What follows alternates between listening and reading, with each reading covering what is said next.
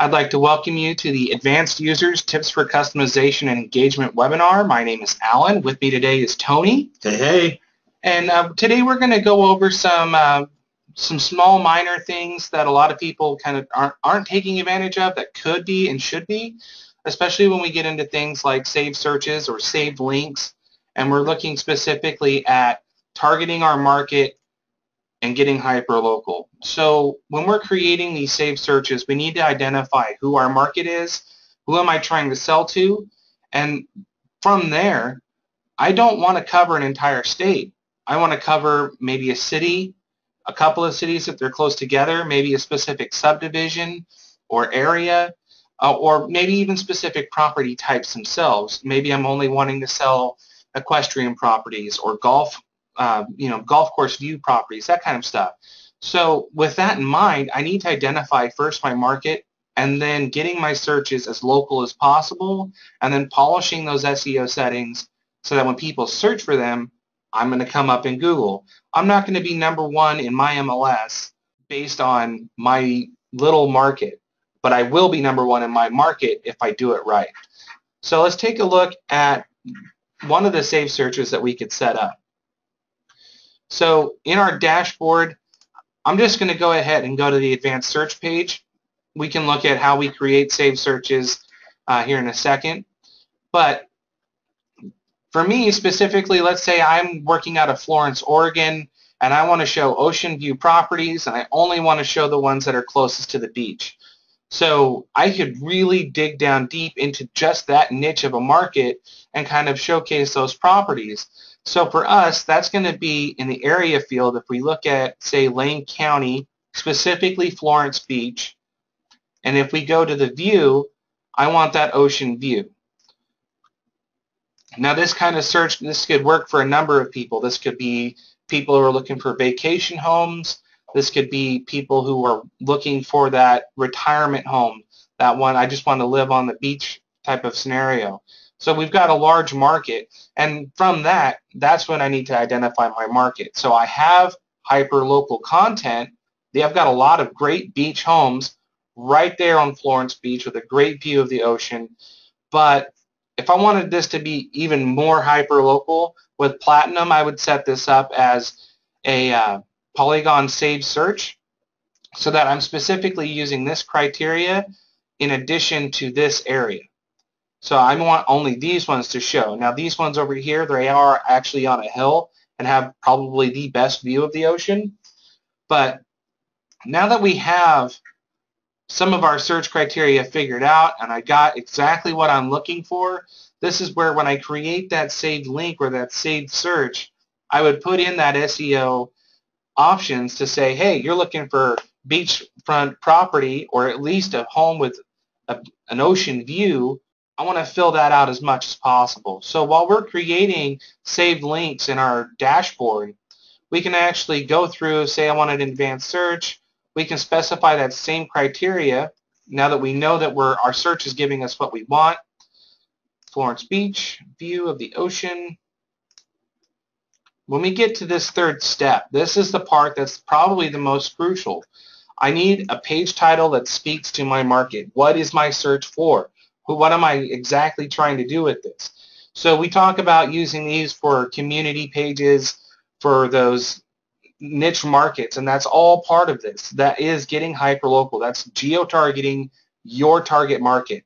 But you're not going to be able to do that if you don't know your market. So take the time, make sure I know who I'm trying to sell homes to.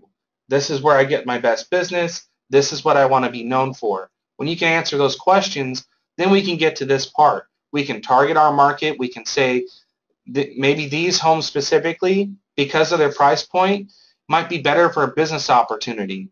Maybe I'm not actually trying to sell a luxury home. I'm trying to sell a vacation rental, but it's a property and I could sell it and they can market it however they want. But maybe that's the market I'm reaching for. So I could build this out. I could put in the page title here. I could say, great beachfront ocean view homes right here in Florence. Great traffic during the summer. A lot of people come through Florence trying to walk the beaches, local shops, things like that. So I can really speak to what's going on in Florence and build on top of that by giving myself a title that's catchy, that speaks to the market that I'm trying to sell to, and I want to expand on that with the descriptions and keywords so that when people do search on Google, this is what they're going to find. If I go to Google and I say, hey, what are the best vacation homes in Florence, Oregon? Bam. I want that content right here because that's what my market's searching for. By reaching out to that and expanding it here in the subheader, I can do a lot of great targeting, and I can make this link go miles with very minimal effort. But that's mostly because I know the market that I'm trying to reach out to. Now, Alan, are you in light or platinum right now? So these features would be the same across the board, light or platinum. The only part that I was mentioning earlier that is platinum specific is that using the Polygon Save Link tool. That would be platinum only. So say my search got me some great results, but I only wanted this area. So I wanted to say from the beach, maybe 701 yards. You know, maybe that's the search I wanted. And you'll notice here with platinum, I got 8, and they're all here within that area I defined. Now I could take this and build a save link out of it, and this would be what I would use to target and be very specific. This is the area that is the most popular. A lot of great opportunities here, great views of the ocean. Cool. Really reach out. So some of the other stuff that we've gone over previously was specific to WordPress, and we're going to touch on a little bit more of that as well, specifically when it comes to customizing the Omni-bar. Before we move on to that, can you talk a little bit about, I know there's a possibility of doing like subheaders Sure. with the H1 tag to really help with the SEO. Can you talk a little bit about that as well? Sure, and as a matter of fact, I've done something kind of clever here. So here we've given them the search results, right? But when they go and click into a property, maybe it would be beneficial for them to get some more information about Florence. So here I've got search for more information regarding Florence. This link is going to take me out to Google, and it's going to submit that search for Florence, Oregon. Now, this was created using those dynamic variables for H1 tags. So let me go ahead and show you what that looks like.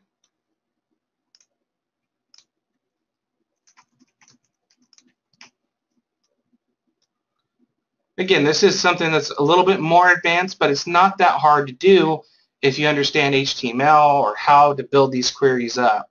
So what I've done here is we have an H1 tag for a heading, and here I've entered that information, search for more information regarding, then I build my link up, and I'm using the city name variable with a comma and then a state variable. And what this is doing is it's using that listing information to fill in the rest of this query to Google so that the city name and the state name are submitted the way that Google uses that query string. So by identifying that, I'm able to come out a little bit farther and say, after I say that I want it to open in a new tab, and then here's the end of that anchor, here's the text I want it to display, so I want it to just show the city name, then I close it and put that in the heading tag. Now based on this, if I did another search for anywhere else on my site, so if I did a new search, and let's go ahead and do a search for Eugene. I'm going to get a whole bunch of properties. But because of the way I have that set up in my subheader, when they go to this property, they're going to look for more information regarding Eugene. I made one subheader that's dynamic across all my details pages that brings up a really cool kind of tool. Now you might point this to maybe your MLS has a similar query method where you could show more demographic information based on a city and state. So if you can identify those and feed them out to that as a resource, they're going to be more likely to come back and traffic the site because this was huge. And it could be, you know, this is just very simple. You could build this out to be a lot more specific. Hey, so you're looking for homes in this area, click this link to see more information about these homes, that type of stuff. So you can really expand on it, and this is just something simple that I put together for searching Google based on that listing information. So now, how did you know what dynamic tags are available to do that. So in here, let's go ahead and wipe out the city name. So when I put in 2 curly brackets, that's going to be the key right next to the letter P as in Paul. If you hold Shift and put in 2 curly braces, you're going to be presented with a list of variables that are available for you to use.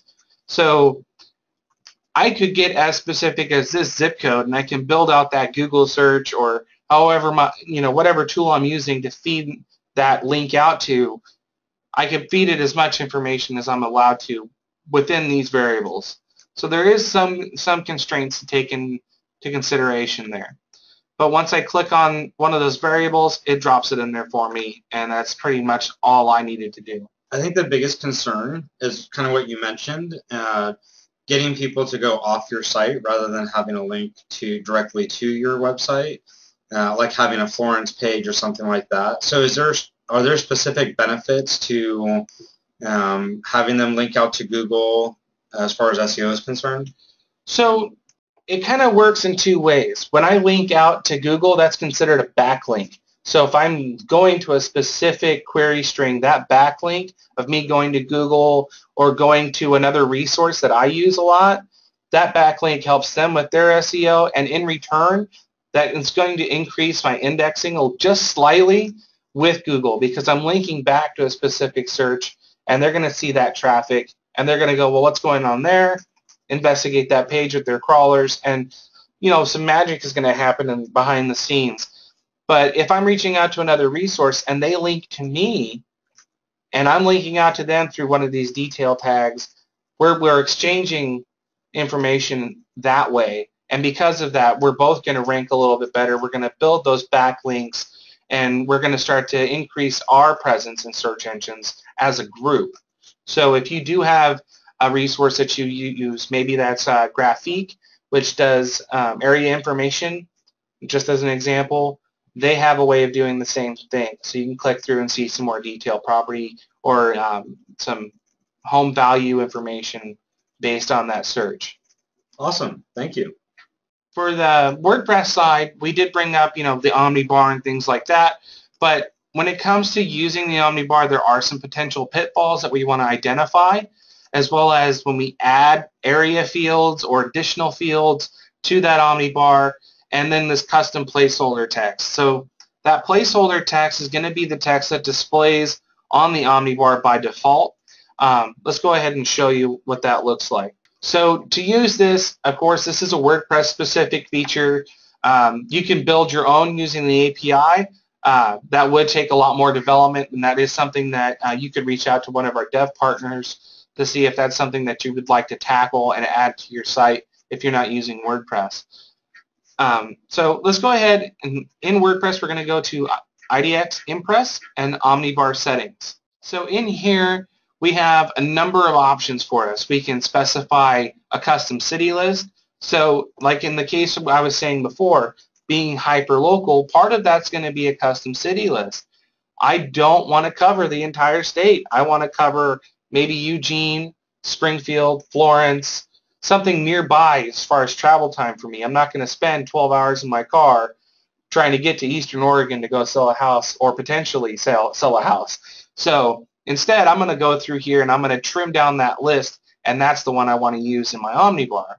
I haven't made one for this. Just we can cover that in another webinar. But this is where I can specify that. So when I click that drop down, I can select one. Again, this is kind of where things get a little bit different compared to a quick search widget versus this Omni-bar. So the default property type is going to be kind of like a basic search. It's only going to search for, if you were on the basic search page, let's go ahead and bring that up. So here we are, single family residential. That's not going to be the same as an advanced search where I'm going to have residential as a property type, and within that I can have a whole bunch of sub-property types that's going to be a little bit much more specific than just doing a basic search, which is going to include all of these under that single family residential. So in the Omni-bar, when we're coming in here and we're saying I want this to be my default. Anytime they fill out a search, whether they type in a city name, it's only going to be for those single-family homes. So if I'm specializing in commercial or rentals, this is where I want to make that change, and it's going to apply to any search done on my site using this tool. The other part to really pay attention to is this MLS-specific property type. So where this comes into play is when we add custom fields. So in this case, I've added high school. Now this high school field is not available in my MLS for lots and land. If this was set here and I had that, they would do a search. It might give them some schools to select from, but every search they do, they're going to get no results. So I want to make sure that the fields that I'm using for the advanced fields here match the property type that I'm having them submit searches for. So now that we've got this, you'll also note this custom placeholder. So by default, it just says search for properties, or it'll say locate this little bit here, location, school address, or listing ID. But when I add fields, how do I let my visitors know that these fields are available for them to search by? Well, I modified this placeholder text to include high school. So to see how that plays out, let's go ahead and go to my example page. So in here, we're actually going to add two of the same widget. I'm going to show you one that has some additional fields that will allow them to customize their search or narrow their search a little further, and then one without those additional fields. So using this shortcode generator, if I click on the Omni-bar search and insert that, so this will be the one without, and this one we will toggle the extra fields. The only difference in these two shortcodes is that extra has one for the extra fields, meaning true. This one does not. So let's update this page, and let's go ahead and preview it. So in here you can see that placeholder text matches what I customized. So now I can search by the high school. So for Eugene, if I did a search for South Eugene High School, that's great. Now here's another pitfall for you. I can only search for one thing at a time. I can't combine zip codes. I can't combine cities. We're searching for one thing. And kind of the thought behind this is that if they're coming to a search engine like Google or Bing, I'm going to type in one phrase and I'm going to hit that enter key. So to kind of build on that, if I'm only looking at South Eugene High School and I hit search, I expect to only see South Eugene High School results. So the other side to this is, well, maybe I do want them to add a little bit more to that. So maybe they have a maximum price or a minimum number of beds or bathrooms that they're looking for. And that's when I want to turn on this extra field. Now, this can all be, styled to match your site. You can do a lot of custom CSS to make this match as well. But just to kind of show, I hit search. Now remember, it's only searching for single family residential, but because we used an advanced field to submit this search, the search will change. So I want to point out this part of the query string. Because we used the high school advanced field, it now says PT equals 1 for the residential property type. And sure enough, these are all homes that are near South Eugene High School. We can see based on the map here. So let's go ahead and go back to our site.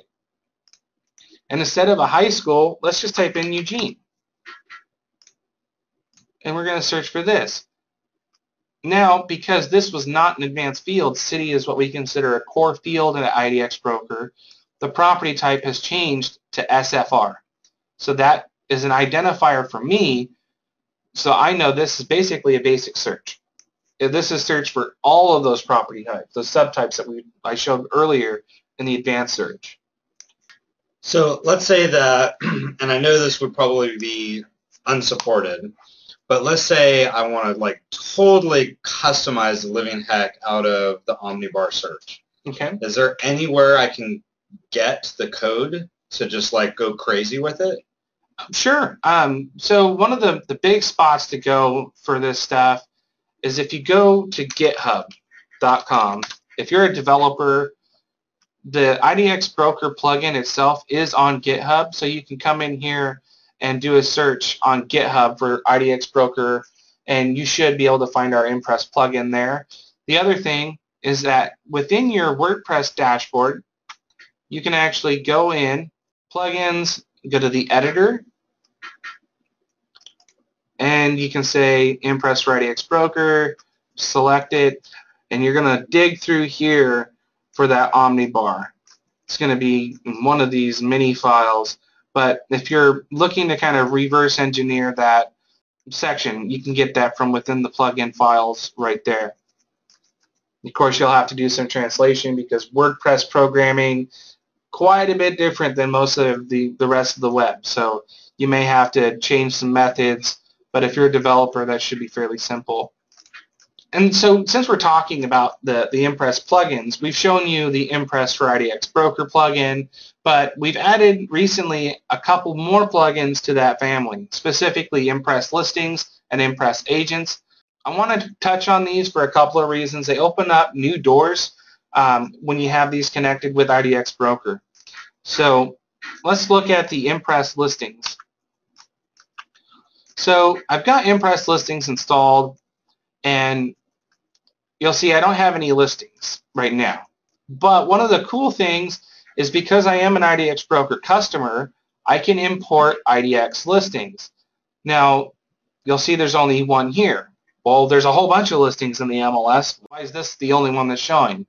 Well, if we look at our IDX Broker dashboard and we go to Listings and go to Active, currently this plugin only brings in my featured, my active listings.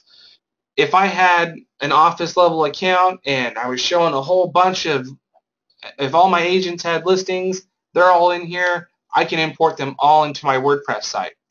Now when we do that, here's the little bit of a caveat. When I import this, and I'm going to do that right now, because of how everything kind of works at the moment, I basically just told the Impress Listings plugin that I want it to automatically update this listing about every 12 hours. So if there's any change in the status of this property on IDX Broker, it's going to be reflected in my WordPress site. It's going to, if the price changes and the price changes on IDX Broker, it'll change here.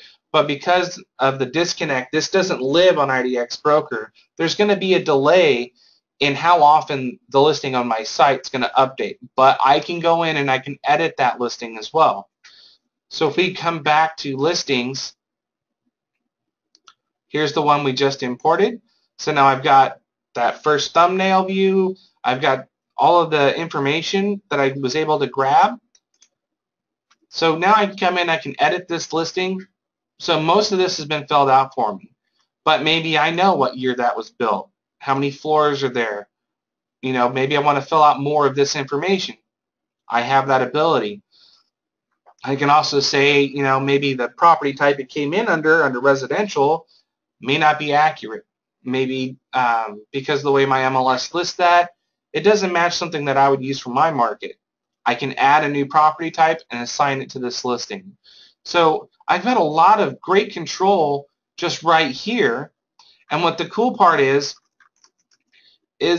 now this listing is not just a details page on IDX Broker, it's also a listing on my site. And so when people fill out this listing inquiry, they can actually send me a message directly through my WordPress site. Now they're not going to be captured as a lead this way, but we can go over a lot of more things here. I can add more high resolution photos. Maybe my MLS doesn't give me those, and so I want to replace these with the ones that my photographer took.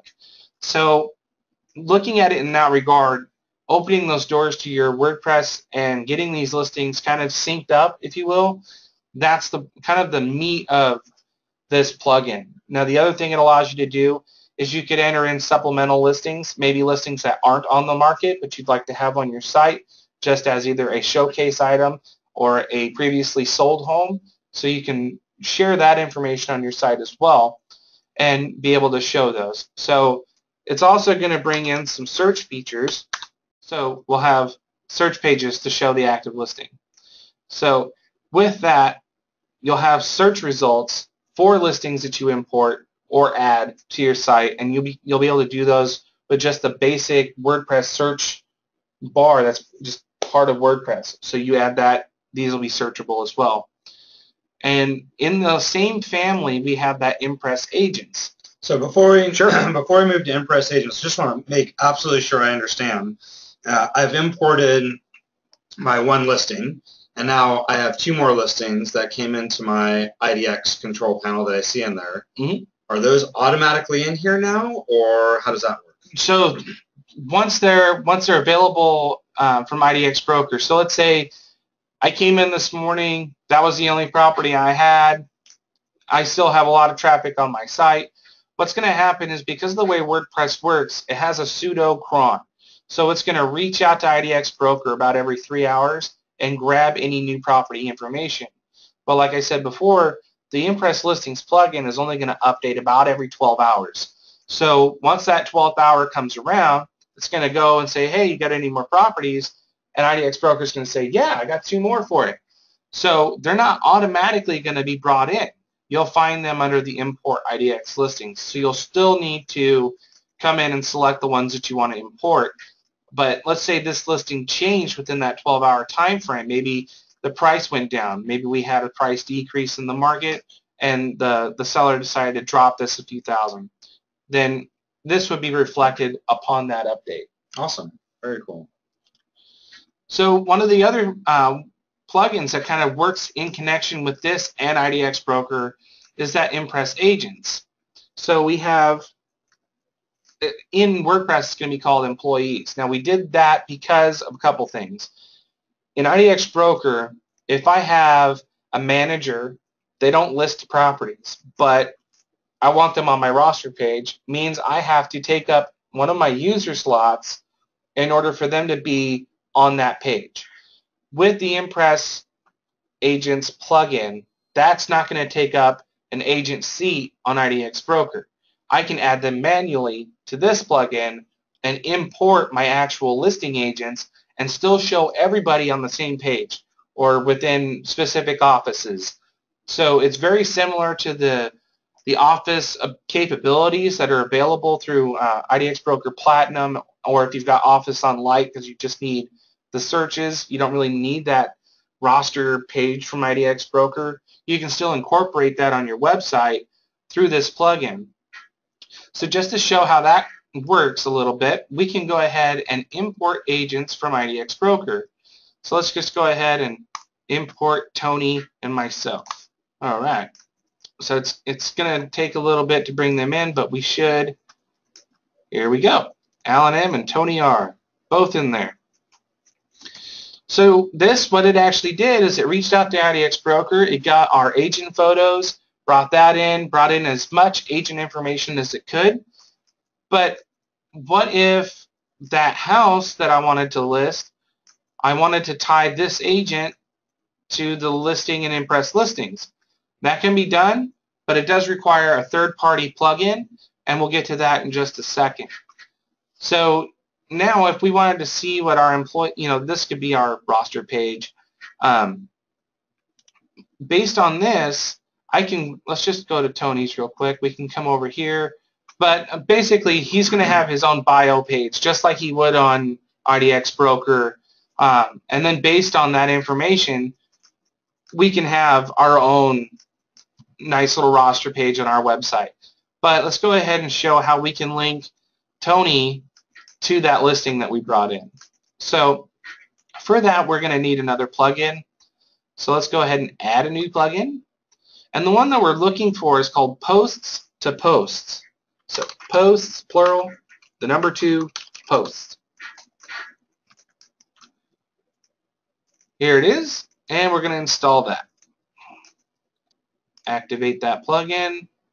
While we're at it, we're also going to make sure that all of our permalinks are good. So we'll hit that, and we'll just save those changes. Here we go. All right, so now here on the listing, here's this one. Let's go ahead and edit it. I want to link Tony to that listing. So now we have this section on the right-hand side, Connected Employees. I click this Create Connection, and I can add Tony as an employee to this listing. Now, I can change that a little bit. He can be the agent. But now, when I go and view this listing, Tony's information is being here as listing presented by Tony R. So that's where we're tying multiple plugins together all through IDX Broker in that Impress family of plugins. So if you're looking for some more integration, maybe you don't want to have to go and get a large office account just because you've got a few managers that you want to show up on that roster page. You might be able to accommodate them a little bit more easily and add more listing agents to that office instead, so that managers aren't taking up user seats at IDX Broker, and you've got this nice roster page when it comes to your actual WordPress site.